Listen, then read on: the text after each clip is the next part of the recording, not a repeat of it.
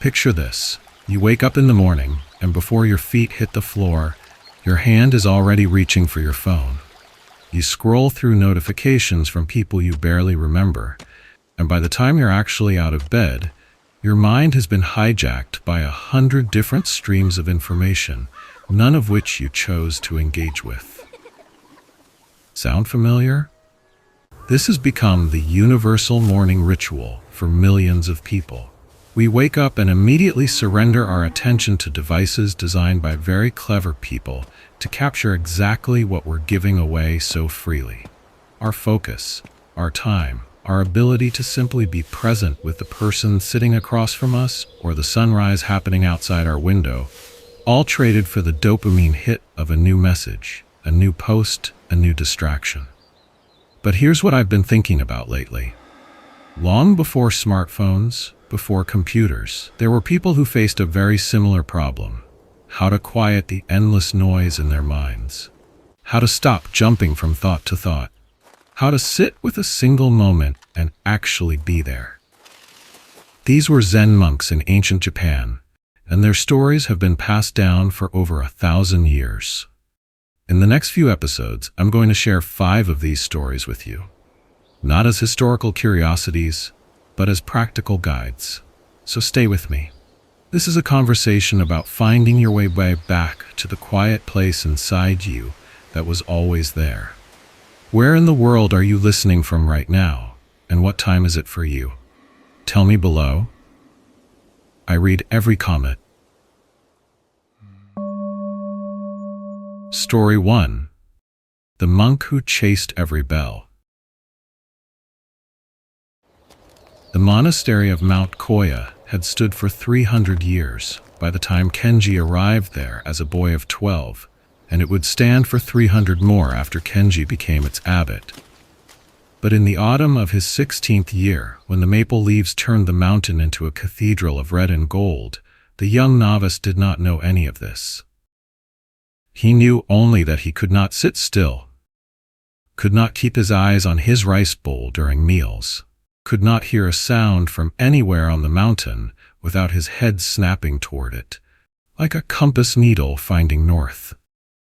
The monastery sat at the intersection of 5 valleys, and because of this geography, the monks of an earlier generation had installed 5 separate bells, each hanging in its own corner of the compound, each with a voice as distinct as a person's fingerprint.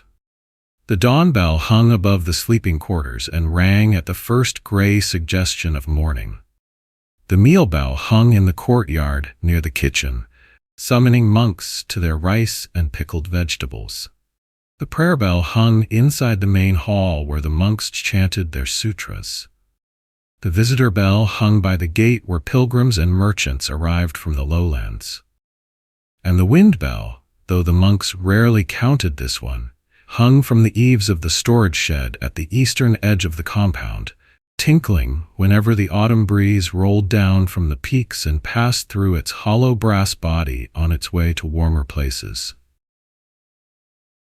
Elder Takeshi, who had been at the monastery since before Kenji was born, and who carried his 62 years like a man accustomed to long walks, understood the problem of the 5 bells long before he understood it consciously.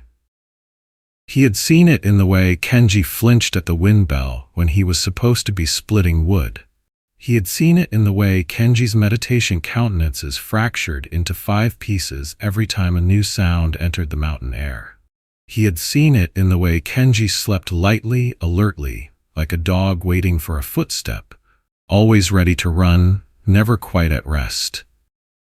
The first bell each morning was the dawn bell, and for Kenji, this bell was not a summons but a command.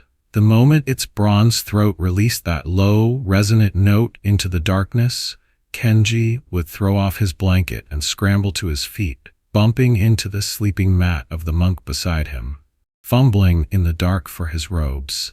He was always the first to arrive at the morning prayers, panting slightly, his hair still tangled, his face flushed with the effort of having moved so quickly from horizontal to vertical.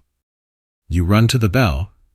Elder Takeshi observed one morning, Hebe, standing already in the courtyard with his hands folded in his sleeves, as though he had been there for hours. What do you suppose happens to the monk who reaches prayers before his mind? Kenji bowed quickly, still catching his breath. He arrives early, Elder. And what does he do while he waits for the others? Kenji had not considered this. He opened his mouth and then closed it again. He waits, Teshi said, not unkindly. His body arrives before his spirit. This is not readiness, this is noise chasing noise. But Kenji did not understand, and so the chasing continued. The meal bell was the second sound of the day, ringing exactly 1 hour after the dawn bell, and Kenji's relationship with this bell was even more complicated. It was not that he was especially hungry, he was 16 and always hungry, but that the sound of it seemed to reach into his chest and squeeze. The moment its clear tone rang across the compound, Kenji would drop whatever he was holding. A hoe, half swung, a broom, still gathering dust, a stack of sutra scrolls he had been organizing in the archive room. Everything fell from his hands the instant that bell spoke, and Kenji ran. One afternoon, he was carrying a clay pot of pickled radishes from the storage shed to the kitchen when the meal bell rang. He set the pot down on a wooden crate, intending to return for it in a moment, and ran to eat. But the pot sat on that crate until evening, forgotten, and when Kenji finally remembered it, the radishes had dried in the sun, and the pot had cracked from the heat. Elder Takeshi found him staring at the ruined pot with something like despair. Another casualty of the bell, Takeshi said, standing beside him. Tell me, Kenji, were you hungry when the bell rang, or were you simply afraid you would miss something? I don't know, Kenji admitted. Then this is the first thing you must learn. A bell calls you to eat, but if you cannot feel your own hunger until the bell tells you it is time, then the bell has become your stomach. And a monk whose stomach lives outside his body is a monk who cannot digest anything at all. The prayer bell was the worst of them. It rang 3 times a day, morning, noon, and evening, and it called the monks to the main hall for their chanting, the heart of monastic life. But for Kenji, the prayer bell did not call him to worship. It interrupted him. It interrupted his wood splitting, his vegetable chopping, his meditation, his sleep, his conversations with the other novices. It interrupted his interruptions. He would be in the middle of something, fully engaged for perhaps the first time all day, when that bronze voice would sound, and Kenji's whole body would tense and turn toward the hall. The other monks learned to time their tasks around him. If they needed Kenji to finish something before prayers, they would give him the work 15 minutes early, knowing that 10 of those minutes would be lost to his bell anxiety and 5 might remain. It was an inefficient mathematics, but it was the mathematics they had. Then came the visitor bell, and the visitor bell was different from the others because it was unpredictable. The dawn bell rang at dawn, every dawn. The meal bell rang at mealtimes as meal bells do. The prayer bell kept its schedule with the precision of the sun, but the visitor bell rang only when someone arrived at the gate, and this randomness was unbearable for Kenji's nervous system. The first time a merchant came selling silk from the lowland towns, Kenji abandoned a stack of firewood he was organizing and sprinted to the gate. The second time, a pilgrim arrived seeking shelter, and Kenji ran again. The third time, the wind rustled the gate's iron latch in a way that sounded like a hand striking the bell, and Kenji ran to the gate for nothing at all, his sandals slapping against the stone path, his breath coming fast and shallow, only to find no one there. "Ghosts," Elder Takeshi said, when Kenji returned with his face red and his chest heaving. "You are beginning to hear ghosts." "I didn't imagine it," Kenji protested. "The latch moved. It sounded exactly like the bell." "And have you considered that the bell is not a voice calling you home? It is a tool. It tells you that someone has arrived, if someone has arrived. But the wind does not ring the bell, Kenji. The wind is simply wind. You are the one who decided the wind was speaking." But Kenji could not stop deciding. The more he tried to ignore the wind, the more he heard it as bell-shaped. His ears had begun to deceive him, or perhaps his mind had begun to deceive his ears. He would be sitting in the meditation hall, his legs crossed, his breath following the rhythm his teachers had taught him, when suddenly he would hear it, or think he heard it, that familiar bronze tone, and he would jerk upright, eyes scanning the hall for the source. The other monks began to whisper. They called him Bell Kenji behind his back, though never to his face. They said he would never make it as a monk if he could not tell the difference between a real sound and the sound of his own anxiety. They said his mind was a drum that everything struck, whether it was a hand or not. Kenji heard these whispers, of course. He heard everything. The autumn deepened, and the maple leaves fell, and one morning a messenger arrived from the capital with a sealed letter for Elder Takeshi. The messenger had traveled 3 days through the mountain passes to deliver this letter, and he was exhausted and cold and not thinking clearly. When he reached the monastery gate, he did not ring the visitor bell. He rang the dawn bell instead, the only one he could reach from where he stood. Kenji heard it. But the dawn bell had already rung that morning, and in Kenji's mind, this sound was a ghost, a phantom, the wind playing tricks again. He did not move. He did not look up from his rice bowl. He ate his breakfast in the quiet that followed.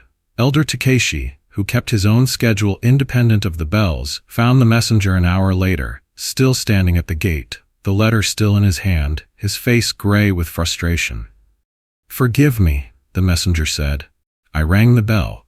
I thought someone would come." "You rang the wrong bell," Takeshi said. "The letter," the messenger said, pressing it into Takeshi's hands. "It is from the governor. A flood warning. The river villages need to evacuate before the weekend." Takeshi broke the seal and read. The letter was dated 6 days ago. The messenger had taken 3 days to climb the mountain. If he had arrived sooner, if the bell had called someone properly, the warnings might have reached the villages in time. As it was, the floods came and went before the monks even knew they had been threatened. The village at the mountain's base lost 2 bridges and 1 old woman who had refused to leave her home. When the monks heard the news, there was a long silence in the meditation hall. "It is not your fault," one of the older monks told Kenji, though he had not asked. "You could not have known." But Kenji knew. He had heard the bell. He had heard it and decided it was not real, when all along it was the most real thing anyone had ever rung. Elder Takeshi found him that evening, sitting alone by the storage shed, staring at the wind bell as it swayed gently in the breeze. Takeshi sat beside him without speaking, and they watched the bell together for a long time. "You are wondering why I did not hear it either," Takeshi said finally. Kenji nodded. "Because I was not listening for it. I was listening for the wind." "The wind bell tells me about the wind, Kenji. Nothing more. It is the same with all the bells. They are not commands. They are information. The meal bell tells me that food is ready, if I am hungry. The prayer bell tells me that the others are gathering, if I wish to join them. The visitor bell tells me someone is at the gate, if I have time to greet them. But none of these bells owns my attention. I give it where I choose to give it." "But how?" Kenji asked, and his voice cracked slightly. "How do you choose?" Takeshi turned to him, and there was something in his eyes that Kenji had not seen before. Not pity, not judgment, but a kind of ancient patience. The patience of a man who had once been 16 himself and had also heard every bell on the mountain. "You practice," Takeshi said. "You sit with the bells and you do not move. You hear them ring and you let them ring into silence. You hear them ring again and you let them ring again. You hear them ring a 3rd time and a 4th and a 100th, and you do not move. Eventually, your body learns what your mind already knows, that the bell is not calling you anywhere. It is simply announcing itself, and you are already where you need to be." Kenji looked at the wind bell. It swung in the breeze and made its small bright sound. Try it now, Takeshi said. Sit here until the evening bell rings. Do not move when it rings. Just note that it has rung, and continue sitting. Kenji sat. The evening bell rang across the compound, its deep voice rolling down from the prayer hall, and Kenji felt his body tense, felt his legs begin to unfold, felt the old reflex rising in his chest like water. But he pressed his palms flat against the wooden bench, and he held. He breathed. He watched the wind bell continue its small, indifferent music. Good, Takeshi said from somewhere beside him, though Kenji had forgotten he was there. Again tomorrow.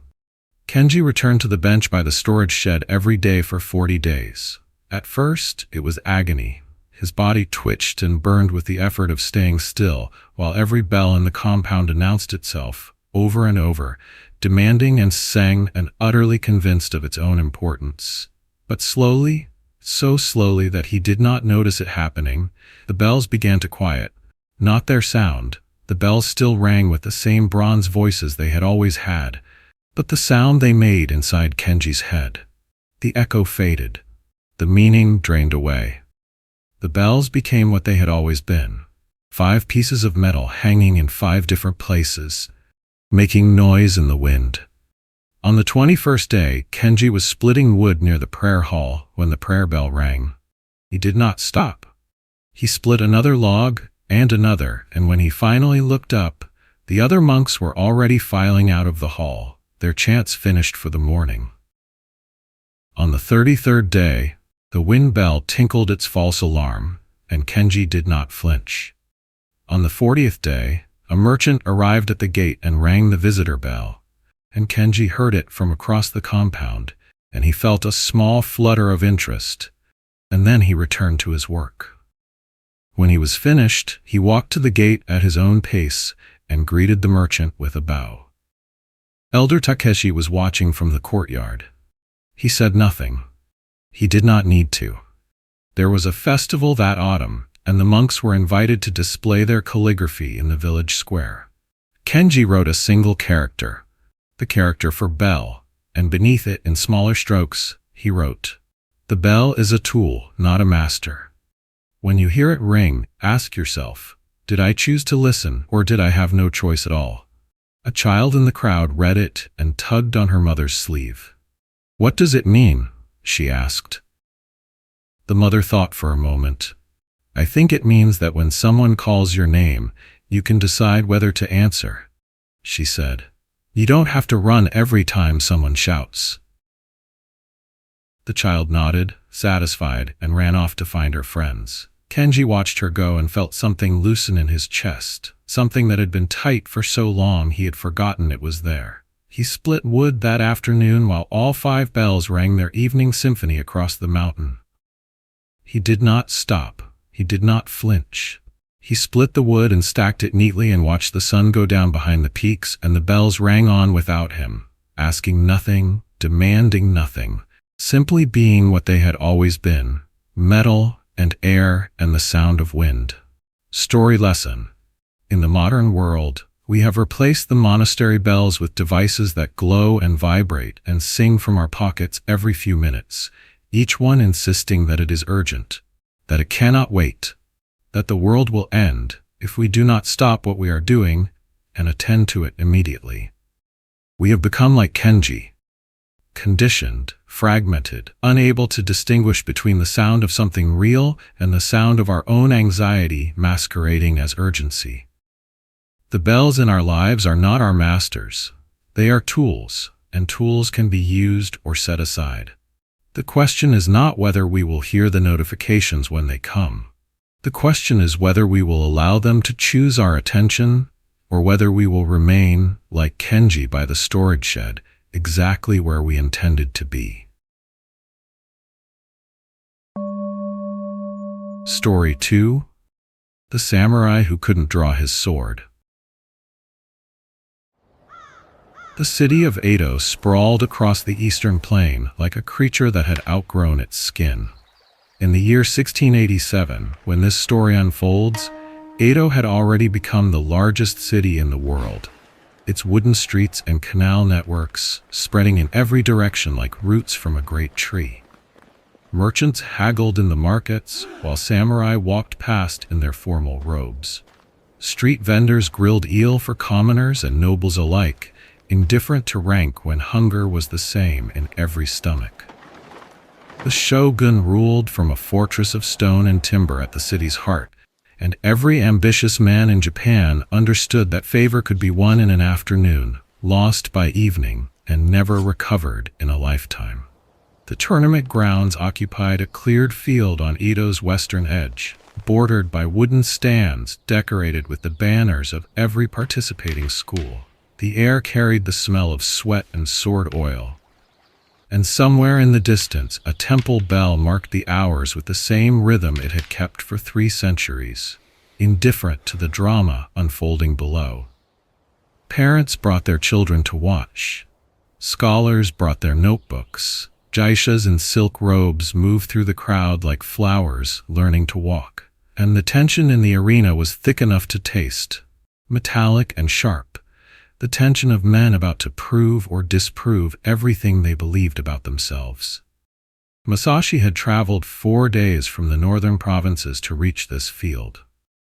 He had walked the mountain roads at dawn, his sword at his hip, the spring air cool against his face, and he had arrived at Edo's gates at dusk on the 4th day, exhausted but alive with anticipation. He was 28 years old, and he had won 3 regional tournaments in a single year, a feat so rare that competitors spoke of it in tea houses where warriors gathered before matches. His blade was a family heirloom, passed down from his grandfather who had served in Osaka Castle, and it had been sharpened for this occasion by the finest smith in the northern provinces, a man who refused payment because the blade was, in his words, a proper blade worthy of proper work. Masashi had trained since age 7 under Master Ichiro, the old sword master who ran the most respected dojo in the northern provinces. The dojo sat on a hillside above a village of rice farmers, its wooden floors worn smooth by generations of students who had swept them with their bodies in falls and lunges, and the endless repetition of forms. Master Ichiro was 63 years old, and he had stopped competing 20 years earlier, not from loss of skill, but from loss of interest in the game of winning and losing. He taught because teaching was its own discipline, its own practice, its own path. He had spent a decade preparing Masashi for this moment, and when the shogunate invitation arrived by official messenger 2 months before the tournament, Masashi had knelt on the training hall floor and bowed until his forehead touched the mat, feeling that his entire life had been a journey toward this single destination. But something was wrong, though Masashi could not yet name it. There was a hesitation in him that had not been there before, a crack in the certainty that had carried him through 3 regional tournaments without a moment of doubt. He did not feel afraid. He felt something worse than afraid. He felt uncertain, and uncertainty was poison that seeped into everything, that made him question the forms he had practiced 10,000 times, that made him wonder if the stance he had held since childhood was actually correct, or simply the stance his teacher happened to prefer. The problem had begun 3 months earlier when the dojo received a package from the capital. Inside were 47 scrolls, each containing the teachings of a different sword master, each written in a different hand, each advocating a different philosophy of combat.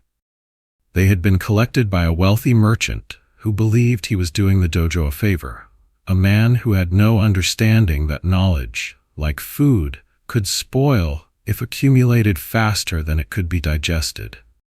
Master Ichiro spent one afternoon reading the scrolls and then placed them on a shelf in his study. "These are the opinions of men who have never stood where we stand," he told his students. "They mean well. They do not matter. The sword is not won by reading about swords. It is won by holding one." But Masashi disagreed, and this was the beginning of his undoing. He read the first scroll in a single sitting, then the second, then the third, and by the end of the first week he had read all 47. He read them again, making notes in the margins, copying passages that seemed most important. He read them a third time, and with each reading his understanding deepened and fragmented simultaneously. Deepening because he was learning more, fragmenting because everything he learned seemed to contradict what he had learned before. Master Okada advocated the way of the first strike. "Strike before your enemy is ready," he wrote. "Speed is the mother of victory. Hesitation is the father of death." Master Watanabe advocated the way of the waiting blade. "The warrior who strikes first has shown his hand. He who waits observes, calculates, and strikes only when the enemy has exhausted himself." Master Takeda advocated the fight and strike. Neither first nor second. Create the illusion of one, deliver the truth of the other. Master Mori advocated the way of no emotion. Feel nothing, fear nothing, desire nothing. The blade is an extension of emptiness. Master Kato advocated the way of ancestral spirit. You do not fight alone. 1,000 generations fight with you. Masashi read 47 voices layered atop each other like stones in a wall, and his practice became strange and fractured. He would begin a drill and stop halfway through, unsure which master he was following. He started keeping a notebook where he wrote questions that had no answers, principles that contradicted each other, a desperate scholarship that was consuming him from the inside. Master Ichiro watched without comment for 2 weeks. He observed Masashi's interrupted drills, the way his face tightened between movements, the notebook growing thick with doubt. Finally, on the 15th morning, Ichiro walked into the training yard and stood at the edge of the clearing. "Show me the way of Okada," Ichiro said. Masashi dropped low, gathered his weight, prepared to explode forward with the first strike. "Stop. Now show me the way of Watanabe." Masashi hesitated. He had been in the middle of Okada's form. "I need a moment to transition, master." "You do not need a moment. You need a mind. Continue." Masashi continued, trying to shift into Watanabe's waiting stance, but his body resisted. He stumbled. He tried again and made it into the stance. But his weight was wrong and his blade was at the wrong angle. "Now, Kato." Masashi stood in the middle of the yard, his blade half raised, and did not move. His face was pale. His hands trembled. "I cannot," he said. Ichiro nodded and walked to a stone bench beneath the plum tree. He gestured for Masashi to join him. "Tell me what you are thinking." Masashi knelt across from his teacher and stared at the ground. "I do not know which master to believe. Each speaks with such certainty. Master Okada cites 17 battles where the first striker won. Master Watanabe cites 23 where the patient warrior prevailed. How can I choose when they all seem true? Which master do you trust?" Masashi opened his mouth and closed it again. He trusted all of them and none of them. "You do not know," Ichiro said. "This is not wisdom. This is paralysis with citations. A man who believes everything believes nothing. A warrior who follows 47 masters follows no master at all. He is a library, not a swordsman." "But master, what if the master I ignore is the one who would have saved me?" "You do not know," Ichiro said. "That is the nature of combat. The scrolls are maps drawn by men standing on different mountains. They are all accurate. They are all useless if you cannot decide which mountain you are standing on. If you try to see both oceans at once, you will see neither." The spring tournament arrived on a morning thick with humidity, when sweat gathered before the sun had risen and the wooden stands creaked with 10,000 spectators. Masashi walked to the arena with 47 masters echoing in his head, their voices layered in contradiction. He had slept poorly for a week. He had practiced until his body refused to move, then lain awake rehearsing philosophies until exhaustion pulled him under. He was, by every objective measure, the most prepared he had ever been. He was also the least ready he had ever been. His opponent in the first round was Nameji, a carpenter from a village in the eastern provinces. No one in the crowd recognized him. He walked into the arena with the unhurried gait of a man who had never been to a tournament before and did not particularly care whether he won or lost. He was 24, with broad shoulders and calloused hands. His sword looked like it had been made by a village smith and maintained by the same whetstone his father used for chisels. Genji had learned swordsmanship from his father, who had learned from his father, who had learned from a ronin 40 years earlier, who had stayed for one season and taught them one form. One form, one stance, one principle. Everything Genji knew lived inside that single lesson, repeated 10,000 times across a lifetime of early mornings in the village training yard. Masashi watched Genji from across the arena and tried to read him. He studied the stance for tells, for hints of which Master Genji followed. But Genji had no philosophy. His stance was simply a stance, neither aggressive nor defensive. It was just a man standing with a sword, waiting. The referee called them to the center. They bowed. The bamboo clappers were raised. Masashi did not move. He was still reading Genji, still searching for the tell that never came. Genji moved. It was not a complex movement. It was simply a step forward, and a blade coming down in a practiced arc that had been rehearsed since Genji was old enough to hold a wooden sword, the same arc his father had taught him. The movement took half a second. It was not fast, not flashy.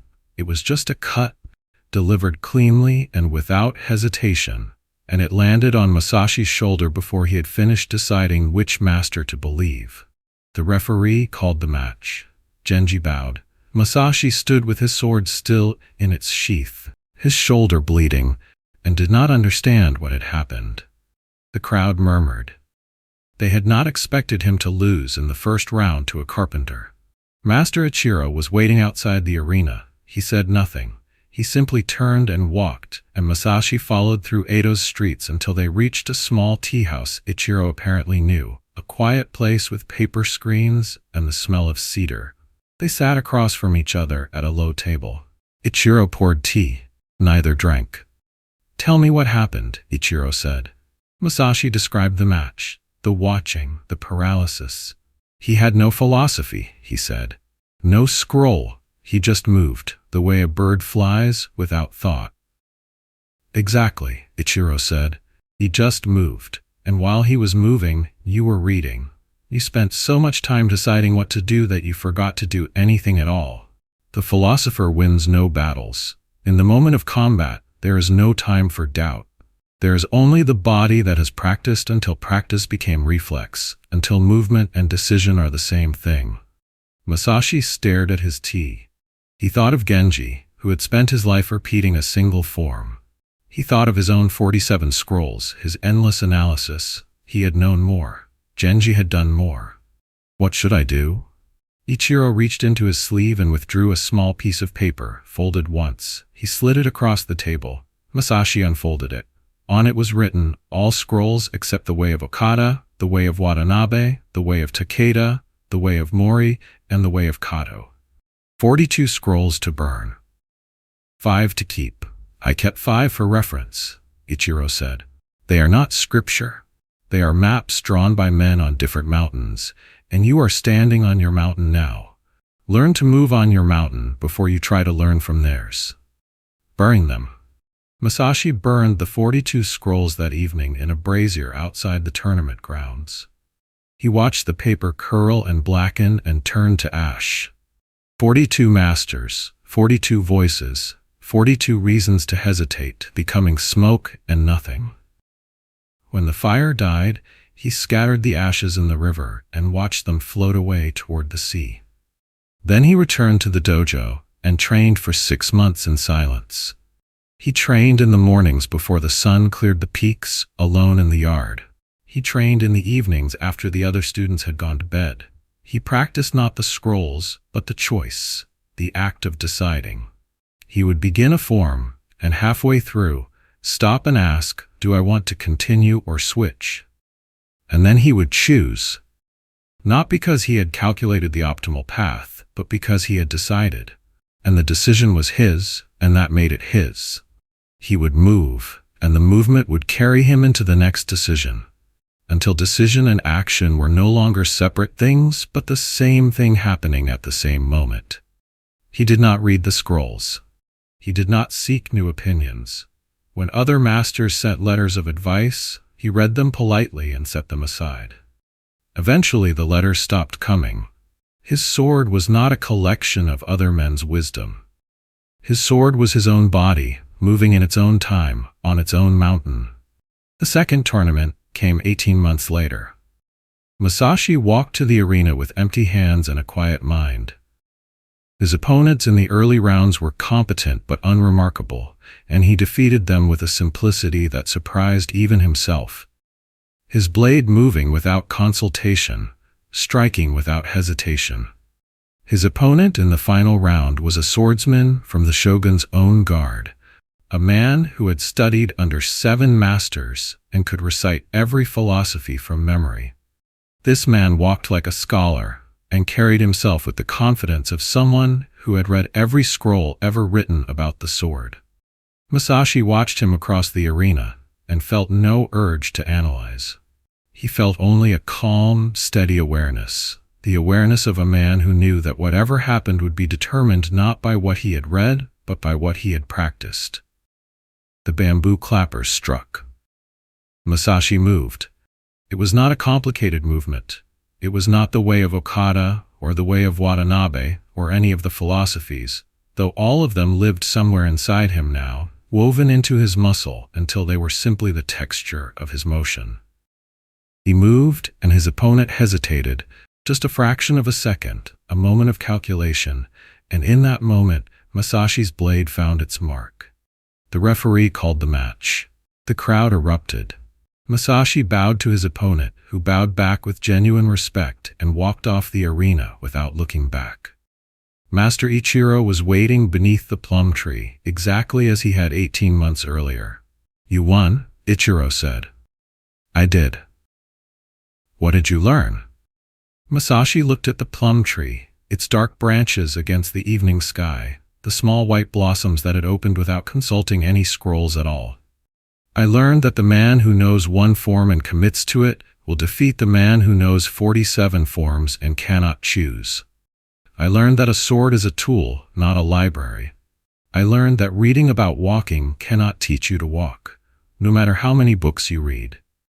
I learned that the time to decide is not during the battle but before it, and once the battle has begun, the only thing that matters is the willingness to move." Ichiro smiled, the first time in 18 months. "Now you understand," the old master said. "Not before. Understanding before action is imagination. Understanding after action is understanding. Would you rather be the man who can describe the view from the summit, or the man who has seen it?" "I have walked the mountain," Masashi said. "I will leave the describing to others." Story lesson. In the world we inhabit now, we have more information than any generation before us, more opinions than any library could hold, more advice flooding into our minds every morning than the greatest sword masters ever accumulated in a lifetime.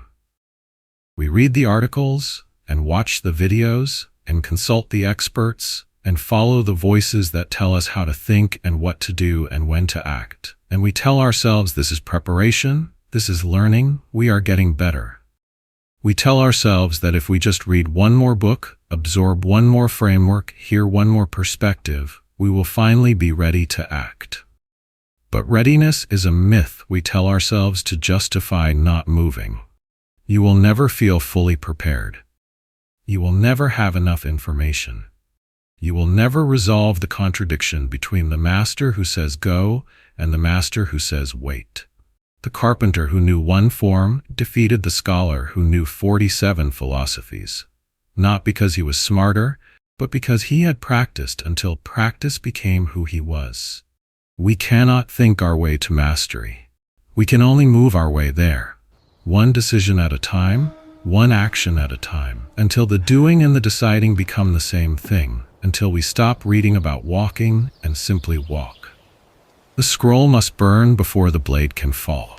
Done is better than perfect. Always and forever, done is better than perfect.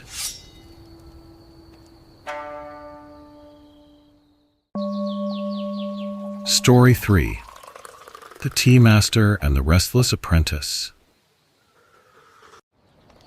The tea house stood at the corner of Shijo Avenue in Kyoto, where the merchant district met the temple quarter, and the sounds of commerce mixed with the sounds of prayer.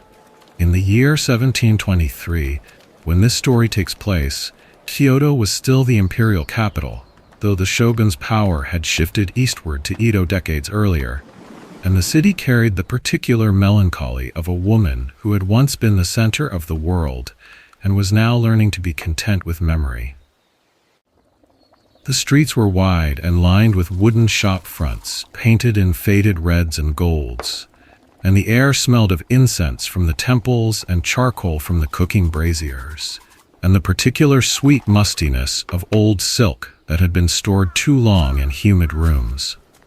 Tea houses lined this stretch of Shijo like teeth in a jaw, each one competing for the same customers, each one insisting that its tea was the finest, its service the warmest, its atmosphere the most refined. But most of them were lying, or at least exaggerating, and everyone knew it, and everyone drank there anyway, because tea was tea. And the ritual of drinking it was what mattered, not the leaves themselves. Grandmother Sato's tea house was called the House of Quiet Water, though no sign hung outside to announce this. The name was passed by word of mouth from customer to customer, and if you did not know to ask for it, you would walk right past its unmarked door, without realizing what you had missed.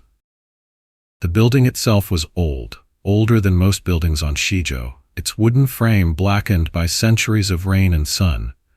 Its shoji screens were placed so many times that the paper had taken on a particular texture, almost translucent, that let the light through like honey lets sunlight through, golden and warm. Inside, there were only 6 cushions arranged around a low table, and the table was made of hinoki wood that smelled faintly of the forest where it had grown, and the walls held a single scroll depicting a mountain in winter. And the mountain was not named, and no one ever asked what it was called, because the name did not matter. Grandmother Sato was 73 years old, and she had been making tea since before Yuki's mother was born. She had taken over the tea house from her own mother, who had taken it from hers, in a chain of inheritance that stretched back to the time of the first Tokugawa shogun, when the ritual of tea had been elevated from a simple beverage into a meditation, an art form, a way of being in the world that could fill a lifetime and never be fully mastered. She was a small woman, barely 5 feet tall, with hands that looked like they belonged to someone much younger, the fingers long and tapered and moving with a precision that seemed to bypass the brain entirely. As though her body knew things her mind had forgotten it knew.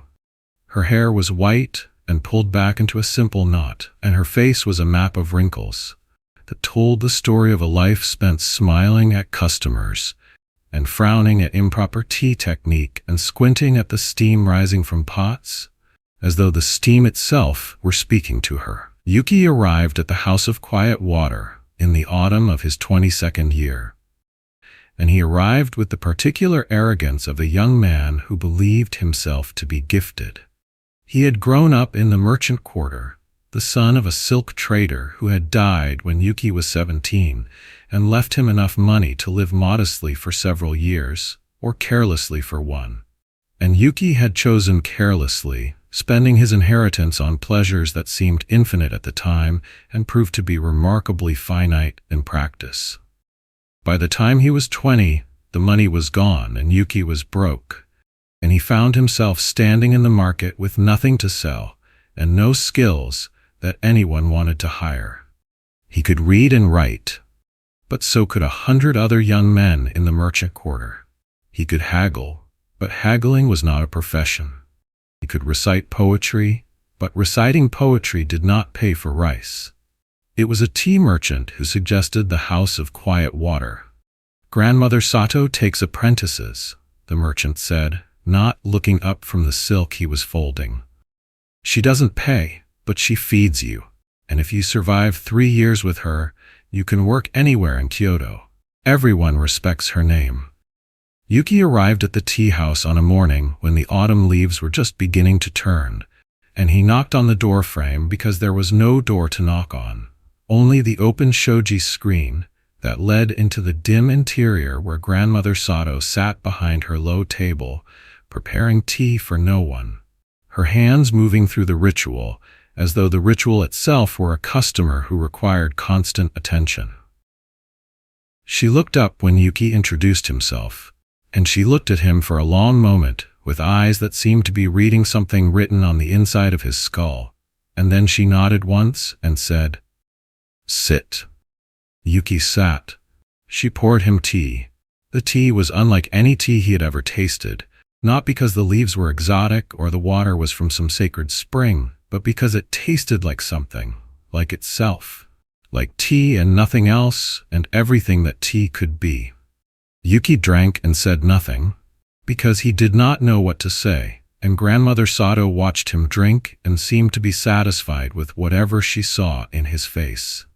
"You will stay for 1 month on trial," she said. "If I decide you are worth teaching, you will stay for 3 years. If I decide you are not, you will leave tomorrow. Do you understand?" Yuki understood. He stayed. The first week was not difficult. Grandmother Sato taught him the basics of tea preparation, the temperature of the water, the ratio of leaves to liquid, the proper way to hold the kettle, the correct angle of the ladle. Yuki learned quickly, as he had always learned quickly, and by the end of the first week, he could prepare a basic cup of tea that was indistinguishable from the tea the other apprentices at the neighboring tea houses were preparing. He was proud of this, and he showed it in the way he moved through the morning tasks, quick and efficient, his hands never still, his eyes always looking ahead to the next thing that needed doing. "You move too fast," Grandmother Sato said one morning, watching him sweep the floor of the tea house with long, careless strokes. "Sweeping is not a problem to be solved. It is a practice to be inhabited." Yuki nodded as though he understood, but he did not understand, and the sweeping continued in the same quick, careless manner, because sweeping was sweeping, and there was no reason to sweep slowly when the floor needed sweeping, and there were other things to do afterward. The second week was when the teapots began to break. The first teapot broke on a morning when a merchant came into the tea house to place an order for a banquet he was hosting. Yuki was in the middle of preparing tea for the lunch customers when the merchant arrived, and Yuki wanted to be polite, wanted to show the merchant that he was attentive and capable, wanted to make a good impression that might lead to future orders. And so while the merchant talked about guest lists and menu selections, Yuki continued to pour the water for the tea, his attention split between the merchant's words and the kettle in his hands. He talked and poured and talked, and the water was too hot, hotter than Grandmother Sato had ever allowed it to be. And when he lifted the pot to pour, his grip was wrong because his attention was wrong, and the pot slipped from his fingers and crashed to the floor, breaking into 5 pieces that scattered across the wooden boards like the petals of some ugly flower. Grandmother Sato appeared in the doorway of the preparation room, took one look at the broken pot, and said nothing. She fetched a broom and swept up the pieces and placed them in a box she kept on a shelf near the back of the house, and then she returned to her tea preparation as though nothing had happened. The second teapot broke 3 days later, on an afternoon when a festival float passed by the tea house on its way to the temple district. The float was elaborate, a moving sculpture of paper and silk depicting the legend of the Moon Princess, and Yuki heard the drums and the flutes before he saw it, and his curiosity overcame his discipline, and he stepped away from the kettle to peer through the shoji screen at the procession passing by. The water boiled without him. The kettle whistled and then screamed and then fell silent as the water evaporated entirely. And by the time Yuki remembered what he was supposed to be doing, the pot had boiled dry and the heat had cracked the clay beyond repair. Grandmother Sato found the ruined pot still on the brazier, still smoking faintly, and she lifted it with a cloth and carried it to the back room where she kept the box of broken things, and she added this pot to the collection and still said nothing. The third teapot broke on a day when a letter arrived from Yuki's mother. The letter was not urgent, contained no news of illness or death, was simply a letter asking how he was getting along and whether he was eating well, and reminding him that his younger sister was to be married in the spring, and would he please send money if he had saved any. But the letter was from home, and home was a place Yuki had not thought about in months, and the sight of his mother's handwriting on the envelope opened something in his chest that he had not known was closed. And he sat down at the preparation table and read the letter twice and then a third time. And while he was reading, the tea steeped too long, and the flavor turned bitter, and the pot overflowed when he finally remembered to pour. And the water spread across the table and dripped onto the floor, and the pot itself slipped from his wet hands and shattered against the boards. This time, Grandmother Sato did not sweep the pieces. She looked at them, and then she looked at Yuki, and her face was not angry, was not even disappointed. It was simply attentive, the way a doctor watches a patient whose symptoms are becoming clearer.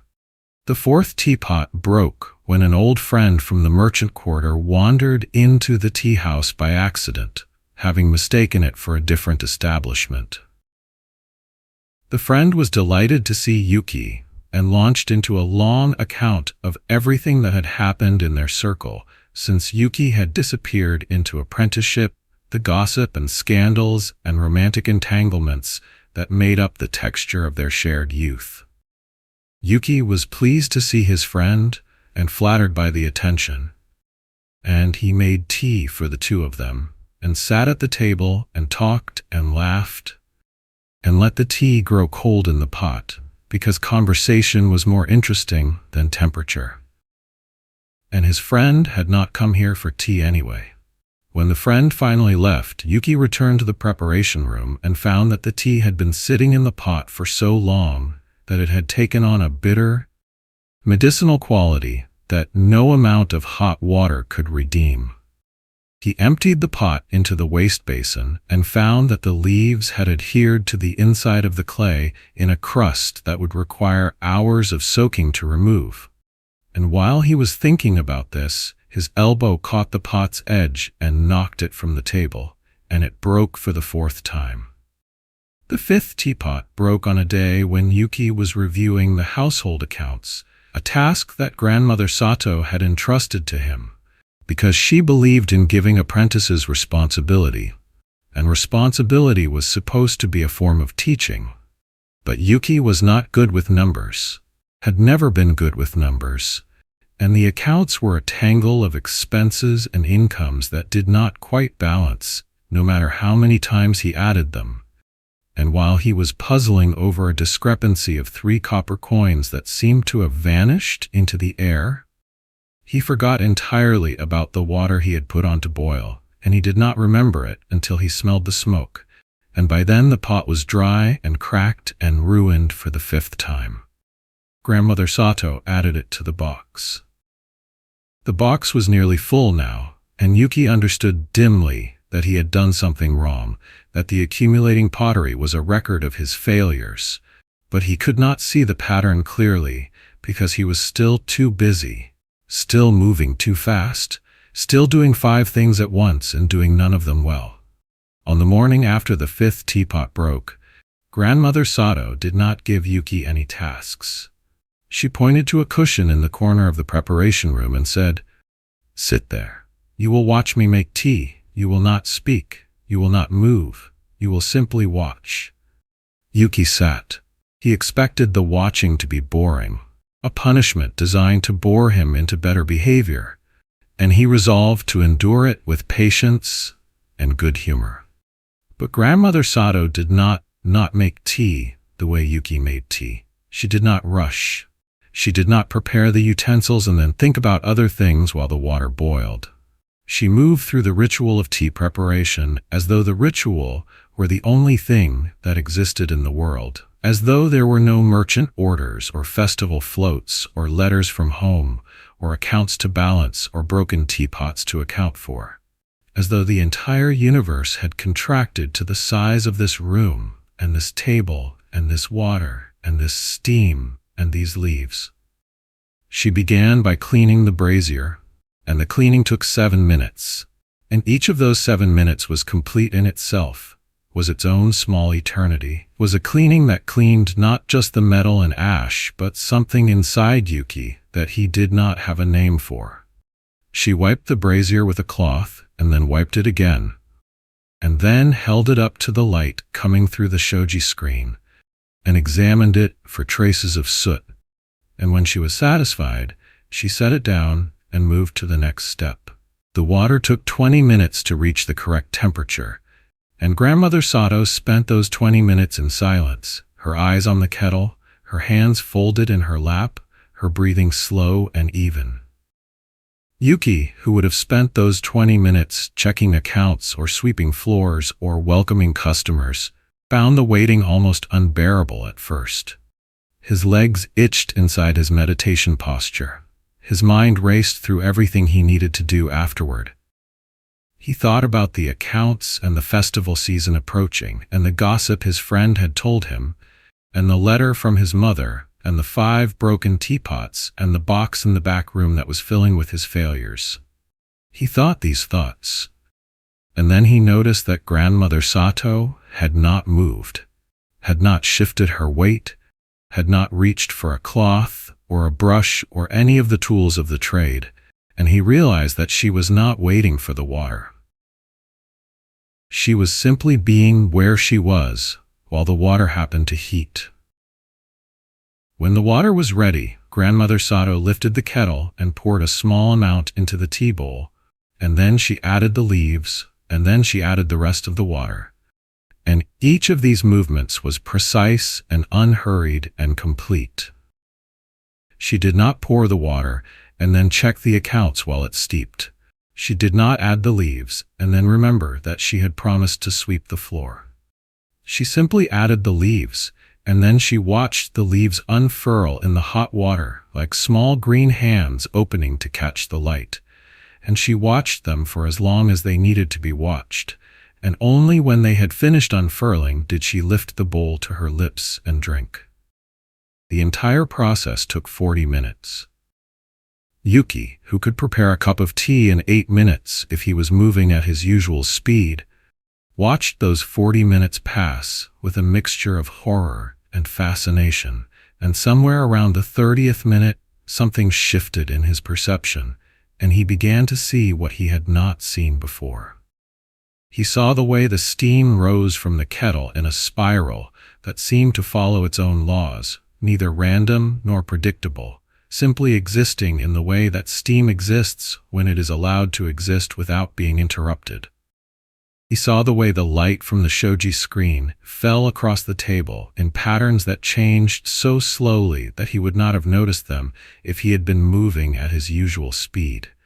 But now, in the stillness, he could see them move, could see the sun tracking across the sky, reflected in the shifting angles of illumination on the wooden surface.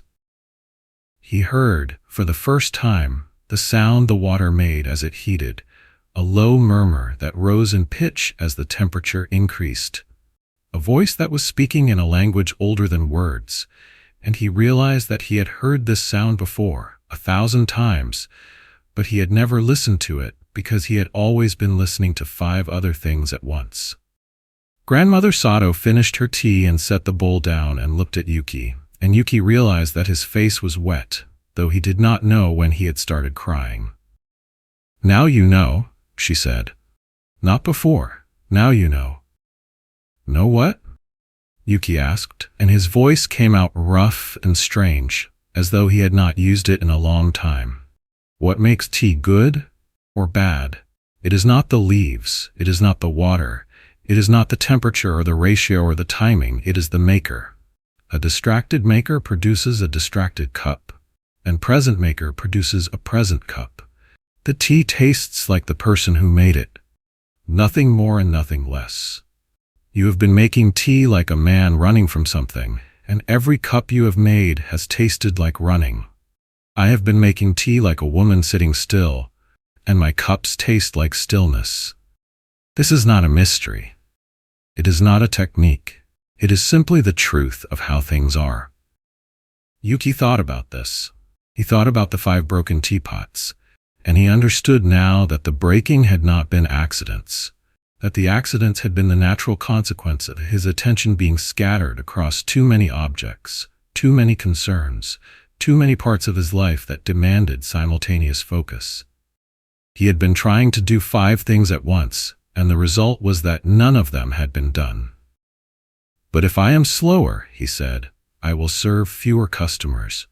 I will earn less money. The tea house will suffer. Grandmother Sato tilted her head slightly, the way a bird does when it is trying to understand a sound. You think the tea house suffers? It has been here for 150 years. It will be here for 150 more. Do you know why? Yuki shook his head. Because every cup of tea I have made has been a complete cup. I have not rushed. I have not served 10 half-present cups, when I could have served 1 fully present cup. My customers come back because the tea tastes like something. Because the experience of drinking here is different from the experience of drinking anywhere else. Because they sit in this room, and they drink from this bowl, and they feel something settle inside them that was unsettled before. You cannot rush that feeling. You cannot produce it on demand. You can only create the conditions for it to arise, and the conditions are 1 person, 1 task, 1 moment, complete attention. Yuki sat with this. Outside, he could hear the sounds of Shijo Avenue, the merchants calling their wares, the carts rattling over the cobblestones, the voices of customers and vendors and passers-by creating the endless texture of city life.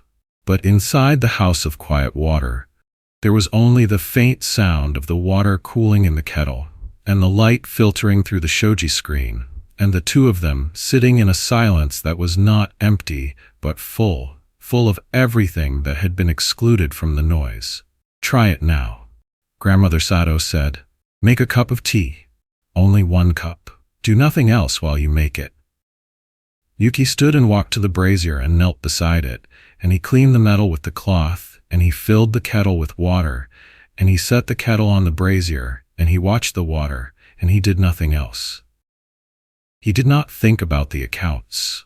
He did not remember the letter from his mother. He did not plan the tasks for the afternoon. He simply knelt by the brazier and watched the water.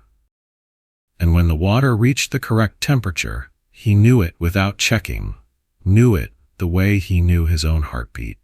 And he prepared the leaves, and he poured the water, and he watched the leaves unfurl, and he waited until the tea was ready, and only then did he pour it into the bowl and lift it to his lips. The tea tasted like nothing he had ever made before. It tasted like presence. It tasted like attention. It tasted like the 40 minutes he had spent watching Grandmother Sato and the 73 years she had spent learning how to sit still. For the next month, Yuki made only 1 cup of tea at a time. He refused orders that required him to prepare multiple cups simultaneously. He turned away customers who wanted their tea quickly so they could continue on to their next appointment. Grandmother Sato said nothing about this, allowed it, seemed to approve of it in the quiet way she approved of things, with silence rather than praise. And something strange began to happen. The customers who stayed, who accepted the slowness, who sat and waited and drank their single cup of tea in the time it took to drink it properly, these customers came back. They brought their friends. They told their friends about the House of Quiet Water, about the tea that tasted like nothing else in Kyoto, about the experience of sitting in that dim room with the hinoki table and the mountain scroll, and the sense that time was moving differently here, that an hour might pass like a minute, or a minute might stretch like an hour, but the quality of the attention paid to the tea was the same quality that filled the room and settled into the drinker's chest like a warm hand pressing gently against the heart.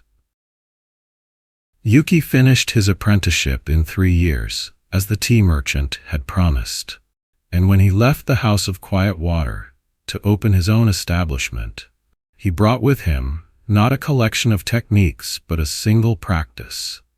The practice that Grandmother Sato had taught him on that afternoon when he watched her make tea for 40 minutes and saw for the first time what attention actually looked like when it was given completely to a single thing. He called his tea house the Cup of Stillness, and it stood on a quiet street near the river, and it seated only 4 customers at a time. And each cup of tea took 20 minutes to prepare and 20 minutes to drink. And there was always a waiting list, and no one who sat in that room ever said that the wait was too long, because the waiting was part of the tea. And the tea was not the water or the leaves, but the attention. And attention was what they had come for. The same thing they could not find anywhere else in the city.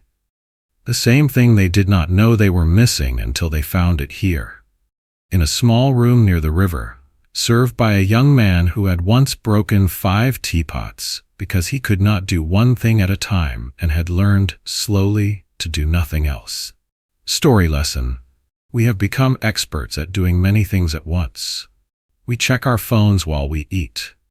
We answer emails while we talk.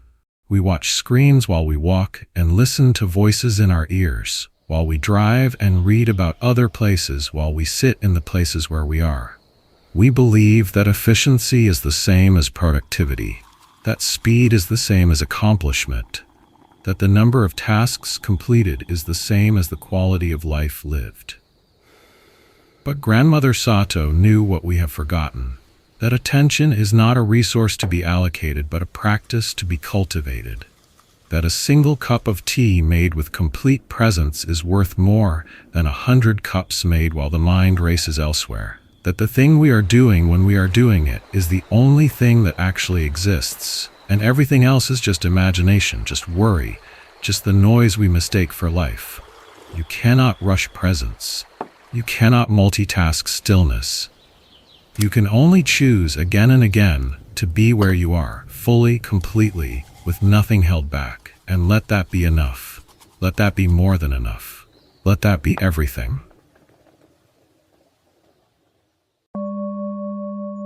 Story 4. The Woodcutter Who Heard Too Many Voices. The forest of Mount Koya stretched north from the monastery like a dark ocean frozen in time, its canopy so thick that midday looked like dusk and dusk looked like midnight. 3 days' walk from the nearest village, it was a place where the air tasted green and the silence was so complete that newcomers sometimes wept from the sheer weight of it, the absence of every sound they had grown accustomed to in the villages and towns below. Cedar trees grew here that were 400 years old, their trunks wider than houses, their branches reaching toward each other across the narrow paths until the sky became a memory, a rumor of blue glimpsed only in gaps that closed as soon as they opened. Hiroshi arrived at the forest's edge in the 3rd month of spring, when the cherry blossoms had already fallen in the lowlands and begun their slow drift down the mountain. He was 31 years old and had been a woodcutter since he was old enough to swing an axe, learning the trade from his father and his father's father before him, a chain of men who had shaped timber for temples and bridges and the great ships that sailed from the port cities to the south. He carried 2 axes with him, one for felling and one for trimming, and he carried them the way a monk carries his sutras, not as tools, but as extensions of the self, worn smooth by years of use until the handles knew the shape of his hands as intimately as his hands knew the shape of the handles. The temple being built at the monastery needed timber, and Hiroshi had been hired to harvest it from this forest because he was the best woodcutter in the region, because he could read the grain of a tree the way a scholar reads a page, because he understood which trees were ready to fall, and which needed another season, which logs would hold the weight of a temple roof, and which would crack under the first heavy rain. He had been told the work would take 4 months, and he had accepted, because the pay was good, and because the temple master had asked him personally, looking him in the eye with a respect that Hiroshi had not often received from priests and scholars who typically regarded woodcutters as subi, as rough men fit only for rough work.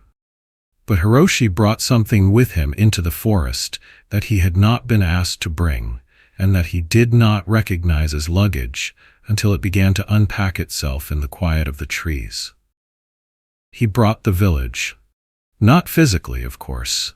The village was 3 days' walk below, its streets full of the people he had known since childhood, the neighbors and merchants and fellow craftsmen who made up the small world of his life.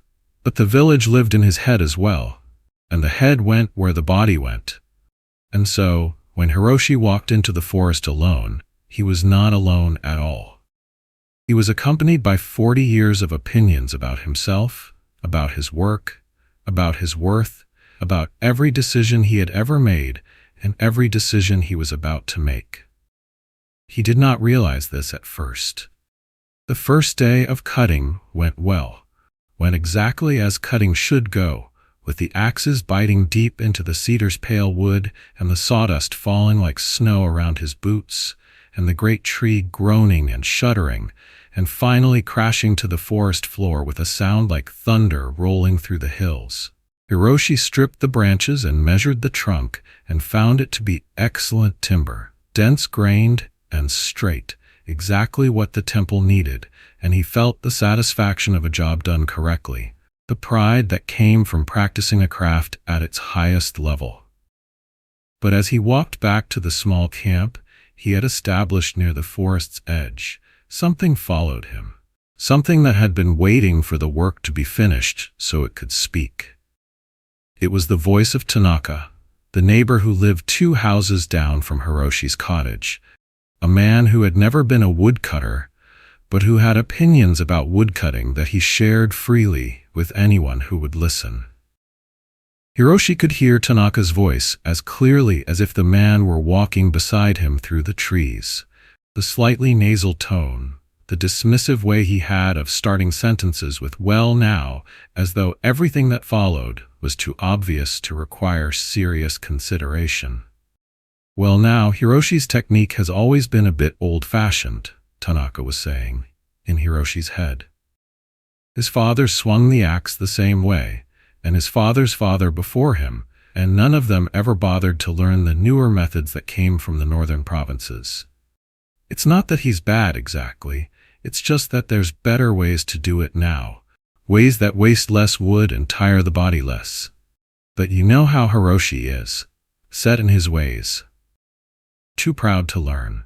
Hiroshi stopped walking. He stood in the middle of the path with his axes in his hands, and he looked around at the trees, at the silence, at the total absence of anyone who might be speaking these words, and he felt something cold move through his chest, a confusion that was tangled up with anger and embarrassment, and the particular discomfort of being judged by someone who was not there. He shook his head and continued walking. The voice faded as he walked, or rather he stopped listening to it, or rather he pretended he had never heard it at all. The second day was worse. Hiroshi selected a new tree that morning, a cedar even larger than the one he had felled the day before, its trunk rising straight as a pillar toward the distant canopy.